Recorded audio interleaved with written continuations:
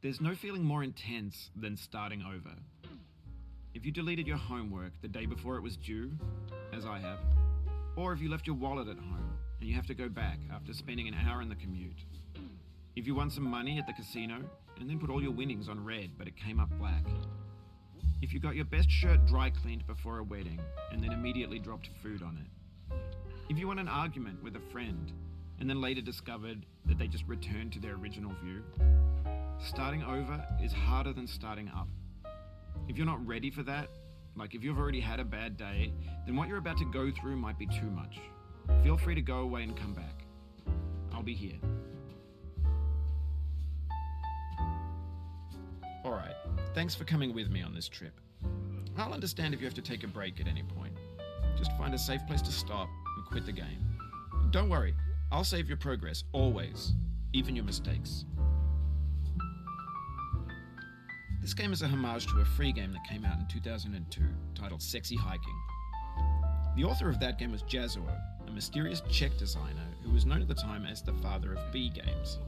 And B games are rough assemblages of found objects. Designers slap them together very quickly and freely, and they're often too rough and unfriendly to gain much of a following. They're built more for the joy of building them than as polished products. In a certain way, Sexy Hiking is the perfect embodiment of a B game.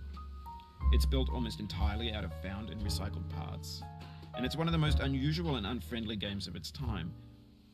In it, your task is simply to drag yourself up a mountain with a hammer. And that act of climbing, in the digital world or in real life, has certain essential properties that give the game its flavor. No amount of forward progress is guaranteed. Some cliffs are too sheer or too slippery, and the player is constantly, unremittingly in danger of falling and losing everything. Anyway, when you start Sexy Hiking, you're standing next to this dead tree that blocks the way to the entire rest of the game. It might take you an hour to get over that tree, and a lot of people never got past it. You prod and you poke at it, exploring the limits of your reach and your strength, trying to find a way up and over. And there's a sense of truth in that lack of compromise. Most obstacles in video game worlds are fake. You can be completely confident in your ability to get through them once you have the correct method or the correct equipment or just by spending enough time. In that sense, every pixelated obstacle in Sexy Hiking is real. The obstacles in Sexy Hiking are unyielding, and that makes the game uniquely frustrating. But I'm not sure Jazuo intended to make a frustrating game. The frustration is just essential to the act of climbing, and it's authentic to the process of building a game about climbing. A funny thing happened to me as I was building this mountain. I'd have an idea for a new obstacle, and I'd build it, test it, and it would usually turn out to be unreasonably hard. But I couldn't bring myself to make it easier. It already felt like my inability to get past the new obstacle was my fault as a player rather than as a builder. Imaginary mountains build themselves from our efforts to climb them, and it's our repeated attempts to reach the summit that turns those mountains into something real. When you're building a video game world, you're building with ideas, and that can be like working with quickset cement. You mold your ideas into a certain shape that can be played with, and in the process of playing with them, they begin to harden and set until they're immutable, like rock. And at that point, you can't change the world, not without breaking it into pieces and starting fresh with new ideas. For years now, people have been predicting that games would soon be made out of prefabricated objects, bought in a store and assembled into a world. And for the most part, that hasn't happened, because the objects in the stores are trash. I don't mean they look bad or that they're badly made, although a lot of them are. I mean they're trash in the way that food becomes trash as soon as you put it in the sink. Things are made to be consumed and used in a certain context, and once the moment is gone, they transform into garbage. In the context of technology, those moments pass by in seconds. Over time, we've poured more and more refuse into this vast digital landfill that we call the internet. It now vastly outnumbers and outweighs the things that are fresh and untainted and unused. When everything around us is cultural trash, trash becomes the new medium, the lingua franca of the digital age. And you can build culture out of trash, but only trash culture. B games, B movies, B music, B philosophy. Maybe this is what digital culture is. A monstrous mountain of trash, the ash heap of creativity's fountain. A landfill with everything we ever thought of in it. Grand, infinite, and unsorted. There's 3D models of breakfast, Gen X's fanfic novels, Scan magazines, green screen Shia LaBeouf, banned snuff scenes on LiveLeak. Facebook's got lifelike bots with unbranded adverts and candid shots of Kanye and Taylor Swift mashups, car crash epic failed GIFs, Russian dashcam vids, discussions of McRibs, discarded, forgotten, unrecycled, muddled, rotten, untitled. Everything's fresh for about 6 seconds, until some newer thing beckons and we hit refresh. And there's years of persevering, disappearing into the pile, out of style, out of sight. In this context, it's tempting to make friendly content that's gentle, that lets you churn through it but not earn it. Why make something demanding if it just gets piled up in the landfill, filed in with the bland things? When games were new, they wanted a lot from you. Daunting you, taunting you, resetting and delaying you. Players played stoically. Now everyone's turned off by that. They want to burn through it quickly, a quick fix for the fickle, some tricks for the clicks of the feckless. But that's not you, you're an acrobat. You could swallow a baseball bat. Now I know, most likely you're watching this on YouTube or Twitch, while some dude with 10 million views does it for you, like a baby bird being fed chewed up food. That's culture too. But on the off chance that you're playing this, what I'm saying is, trash is disposable, but maybe it doesn't have to be approachable. What's the feeling like? Are you stressed? I guess you don't hate it if you got this far. Feeling frustrated? It's underrated. An orange is sweet, juicy fruit locked inside a bitter peel. That's not how I feel about a challenge. I only want the bitterness. It's coffee. It's grapefruit. It's licorice.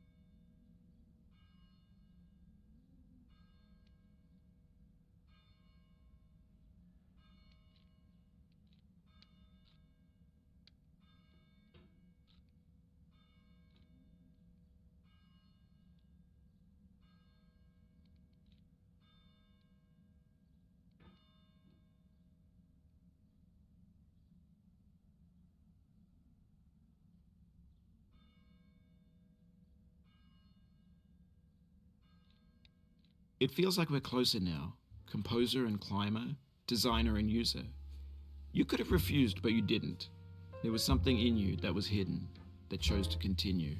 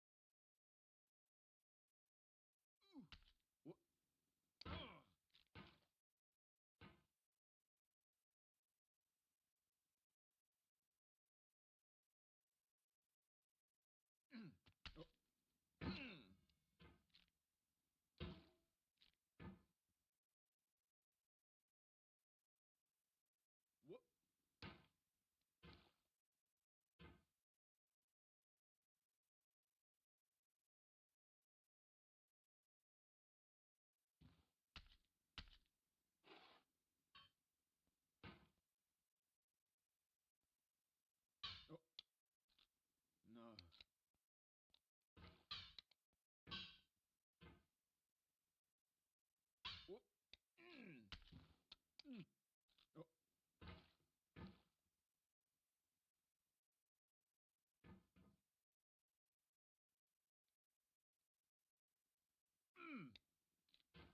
It means a lot to me that you've come this far, endured this much.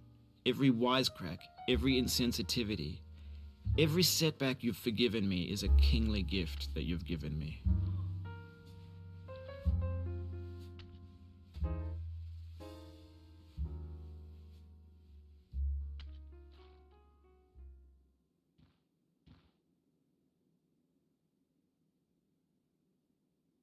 No.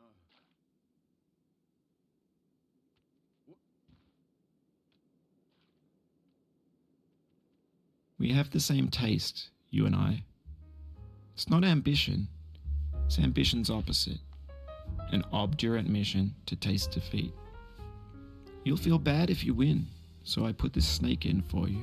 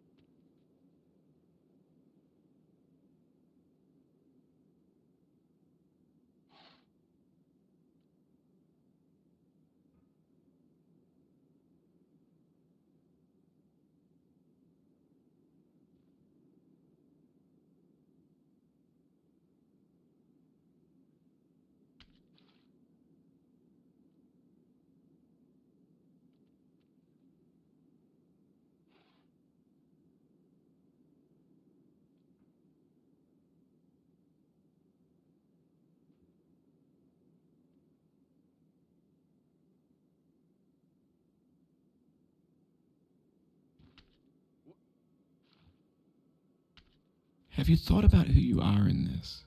Are you the man in the pot, Diogenes? Are you his hand? Are you the top of his hammer? I think not. Where your hand moves, the hammer may not follow, nor the man, nor the man's hand. In this you're his will, his intent, the embodied resolve in his uphill ascent.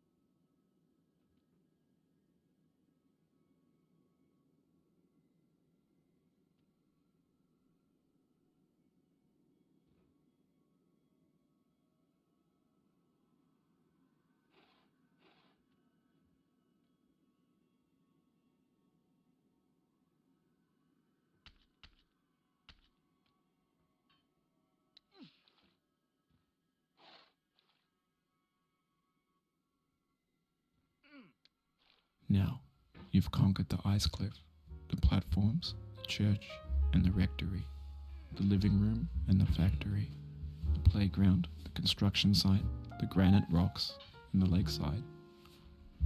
You've learned to hike. There's no way left to go but up, and in a moment I'll shut up. But let me say, I'm glad you came.